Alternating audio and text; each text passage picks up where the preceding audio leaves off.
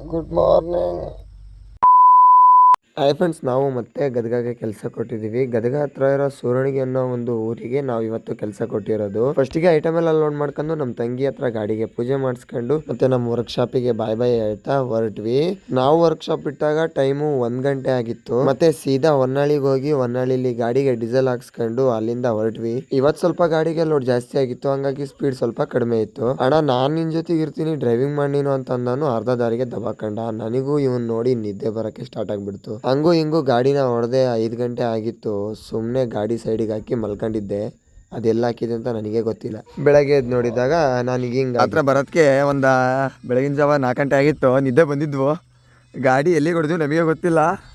ಈಗ ಎದ್ದಾರ ನೋಡ್ರಿ ಇಲ್ಲಿ. ಯಾಯ್ ಗಾಯ್ಸ್, ನೋಡಿ ಫ್ರೆಂಡ್ಸ್, ಒಳ್ಳೆ ರೋಡ ಹೋಗಿ ಕಾಳ ಇದ್ದಂಗೆ ತಾನೆ. ಯಾರು ಸಿಕ್ಕರೆ ಹೊಡೆದಾಕ್ ಬರ್ರಿ. ನಿಲ್ಸಿದ ಜಾಗದಲ್ಲೇ ಒಂದು ಚಾನಲ್ ಕೂಡ ಇತ್ತು. ನಮ್ಮ ಹುಡುಗರು ಎಲ್ಲ ತೊಳ್ಕೊಂಡ್ರು. ಈ ಗಾಡಿ ಹತ್ತಲೇ ತಿಳ್ಕೊಂಬಿಡ್ರಿ. ಇವನ್ ಇದಾ ತಪ್ಪರು ನನ್ನ ಮಕ್ಕಳು ಬರ್ರಲೇ. ಕುಳಿದದ್ದು ಇಳಿದದ್ದು ಒಂದು ಗೊತ್ತಾಗಿಲ್ಲ.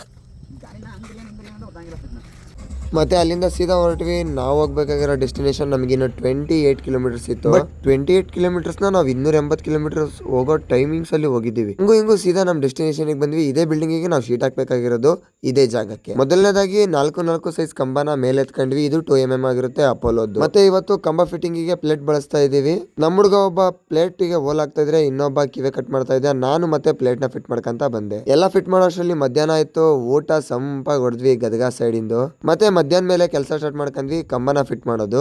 ನಾನ್ ಕರೆಕ್ಟ್ ಆಗಿ ಸ್ಪಿರಿಟಿಗೆ ಇಟ್ಟಂಗೆ ನಮ್ಮ ಹುಡುಗ ಕರೆಕ್ಟ್ ಆಗಿ ವೆಲ್ಡಿಂಗ್ ಮಾಡ್ಕೊಂತ ಬಂದ. ಫೈನಲ್ ಆಗಿ ಎಲ್ಲಾ ಕಂಬನು ಇವತ್ತು ಹೊಡೆದ್ ಮುಗಿಸಿದೀವಿ. ನಾಳೆ ಕಂಚಿನ ರೆಡಿ ಮಾಡಬೇಕು. ಕಂಬ ಎಲ್ಲ ಫಿಟ್ಟಿಂಗ್ ಆದ್ಮೇಲೆ ಮತ್ತೆ ಕಂಚಿಗೆ ಪೈಪ್ ನ ಜಾಯಿಂಟ್ ಹಾಕೊಬೇಕಿತ್ತು. ಅದನ್ನೆಲ್ಲ ರೆಡಿ ಮಾಡ್ಕೊಂಡು ಇಟ್ಕೊಂಡ್ವಿ ಇವತ್ತು. ಫೈನಲಿ ಇವತ್ತು ಕಂಬ ಹೊಡೆದೆಲ್ಲ ಮುಗಿಸಿದೀವಿ. ಮತ್ತೆ ಸಿಗೋಣ ಮುಂದಿನ ವಿಡಿಯೋದಲ್ಲಿ. ನಮ್ ಕೆಲಸ ಇಷ್ಟ ಆಗಿದ್ರೆ ಲೈಕ್ ಮಾಡಿ, ಶೇರ್ ಮಾಡಿ, ಫಾಲೋ ಮಾಡಿ. ಕಾಂಟ್ಯಾಕ್ಟ್ ನಂಬರ್ ಬಯೋಲಿದೆ. ಬಾಯ್.